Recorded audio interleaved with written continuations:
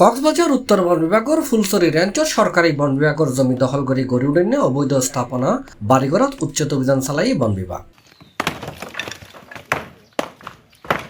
মেয়ের 16 তারিখ শুক্রবার দুপুরে কক্সবাজারের ঈদগাঁও উপজেলার নাফিদকালী বনবিট এলাকাত এই অভিযান পরিচালনা করছি বিট কর্মকর্তা জুয়েল চৌধুরী।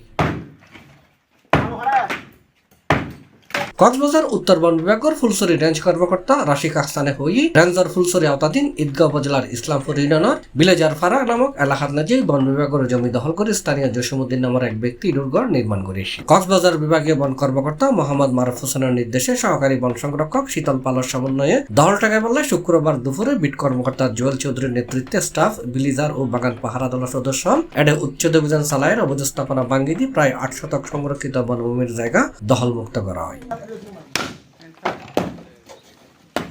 রেঞ্জ কর্মকর্তা আরো হই বনর জমি দখললৈ জড়িতলার বিরুদ্ধে বন আইনি পিওআর মামলা দিয়ে বন বিভাগের জমি রক্ষায় এই অভিযান ভবিষ্যতেও অব্যাহত থাকবে।